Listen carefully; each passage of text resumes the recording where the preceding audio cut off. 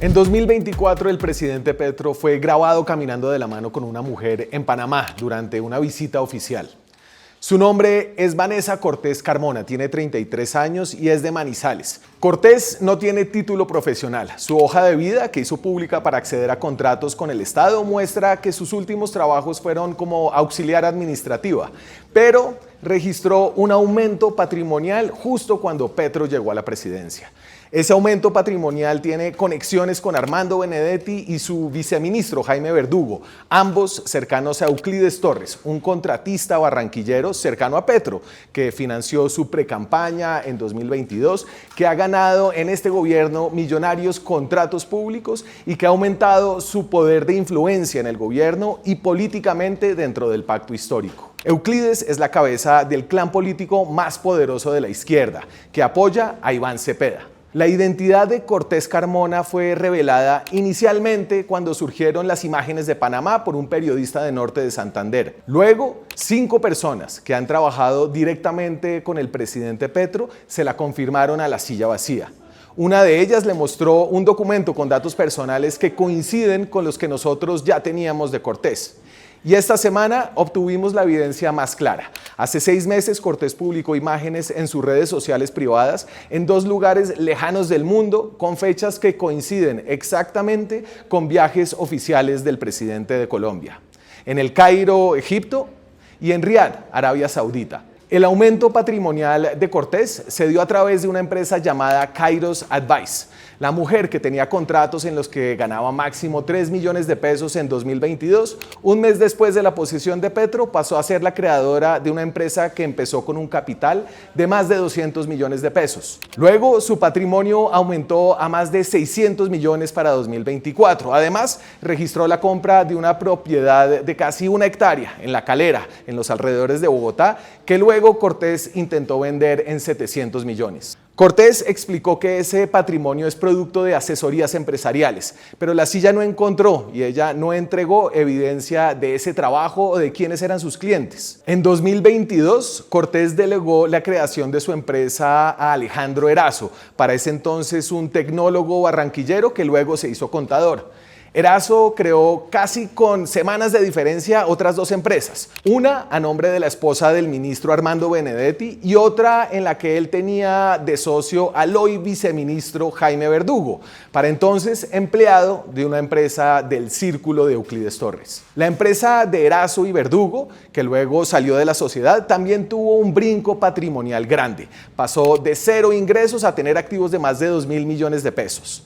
Erazo y Cortés Carmona dicen que no conocen ni tienen relación con Torres. La silla no probó que Torres esté detrás del crecimiento patrimonial, pero sí hay conexiones que llevan a su círculo empresarial. La empresa de Erazo, el contador, compró una casa en un lujoso condominio de La Calera, que está en remodelación. La arquitecta que tramitó el permiso es empleada de una empresa vinculada a Euclides Torres. En la casa, la silla confirmó que Vanessa Cortés recibe correspondencia. La silla le preguntó a Presidencia por la relación del presidente con Cortés, por el crecimiento de su empresa y las conexiones con funcionarios. La respuesta fue que las preguntas eran irrespetuosas.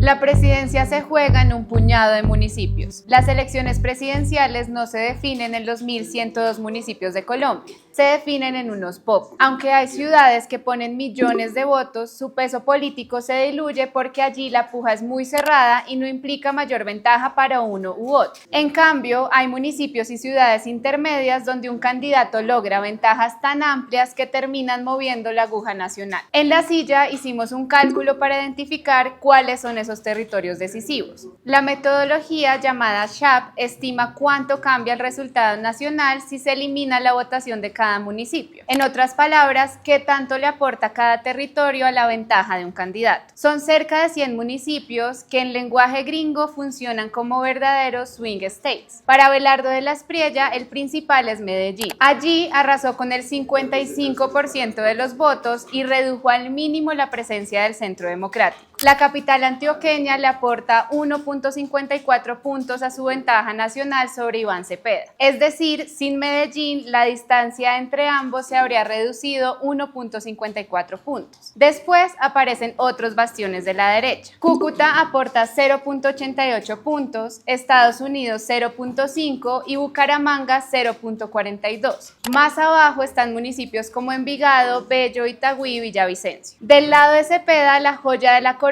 sigue siendo Bogotá. Aunque la izquierda perdió terreno frente a la elección de Gustavo Petro, cayó 6 puntos y dejó de liderar en 8 localidades, la capital sigue siendo el principal activo electoral del pacto. Bogotá le aporta a Cepeda 1.45 puntos de ventaja frente al resultado nacional. Luego vienen Cali con 0.90 puntos, Cartagena con 0.48 y Pasto con 0.42. También aparecen ciudades intermedias que son fundamentales para la izquierda como Soacha, Buenaventura, Popayán, Soledad y Palmira. La pelea para la segunda vuelta será, por un lado, retener esos bastiones y por el otro, intensificar la campaña para intentar arrebatarle votos a la competencia en esas ciudades que podrían inclinar la balanza en una elección que pinta, por ahora, muy cerrada. El partido es por la camiseta y el petrismo entra perdiendo. Una prenda ha sido reflejo de cómo la elección presidencial se rebarajó después de primera vuelta. Aquí anticipamos que Abelardo había empezado ganando al apropiarse del símbolo de la Selección Colombia. Lo dejó claro en su discurso de victoria, luego de ser el más votado en primera vuelta y favorito en esta campaña flash de 3 semanas hasta el 21 de junio. Y es precisamente el contragolpe del petrismo alrededor de la camiseta lo que dibuja el momento difícil que vive la izquierda. Primero, Cepeda se quejó de la apropiación abelardista de la tricolor. Nos dicen que ahora candidatos del pacto han utilizado la camiseta. Sí, puede ser, pero yo no la he utilizado. Y pido que mi campaña no utilice, la camiseta de la selección, no se utiliza. En efecto, al llamar a prohibir la camiseta empezó a chocar con el pasado, porque desde el pacto histórico hasta Petro se la había puesto en campaña, pero también en su campaña, al lado suyo, cuando María José Pizarro se la puso en la adhesión de los barristas a la izquierda. Pero a Cepeda no solo le salió mal esa jugada, peor aún, nadie le hizo caso. David Racero, el congresista del famoso Fruber, que está en campaña con Cepeda, llamó a no dejarse quitar la camiseta por de la Espriella, a ponérsela para despedir a la selección antes de su último partido en Colombia previo al Mundial. Y dentro del gobierno, hoy, con la selección ya rumbo a México, el ministro de Educación, Daniel Rojas, hizo consejo directivo con todos sus funcionarios uniformados. Esta es la imagen de un contraataque del petrismo desordenado, con un capitán candidato en la cancha al que no le están haciendo mucho caso y un director técnico en presidencia que no está pensando en el fútbol ni en el partido, sino peleando con el árbitro con sus teorías sin sustento sobre fraude electoral. Petro incluso desaprovechó el ritual de despedir él mismo a la selección, como lo hizo Santos en 2 ocasiones. Todavía queda partido, pero así arranca el segundo tiempo. La primera vuelta mostró quién manda realmente en la derecha. En La Silla hicimos algo que se llama una regresión ecológica. Con este modelo matemático, avalado por expertos independientes y que se usa en otros países, se puede estimar de qué partidos y consultas vinieron los votos de cada candidato en la primera vuelta presidencial.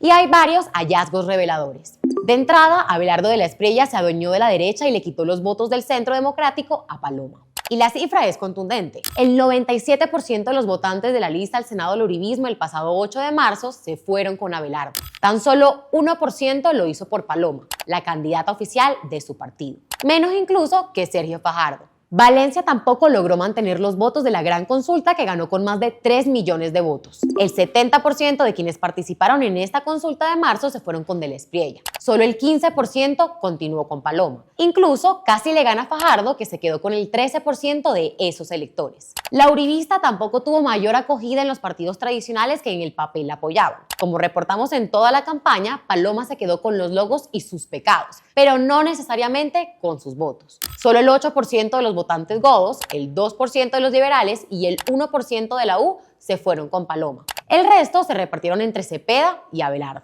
Por el lado del pacto, sí hubo disciplina. El 94% de los electores de su lista al Senado respaldaron a Cepeda el pasado domingo, aunque en los aliados no hubo tanta fidelidad. Solo la mitad de los votantes de la Alianza por Colombia, la coalición en la que están Los Verdes y En Marcha de Cristo, se fueron con Cepeda en primera vuelta. Un 35% se fueron con De la Espriella, la competencia directa para el balotaje. Todos estos datos los puedes filtrar con todos los candidatos, listas y consultas en lasillavacía.com. Allí también encontrará una calculadora en donde podrá jugar y repartir los votos de cada candidato y armar sus propios escenarios de segunda vuelta.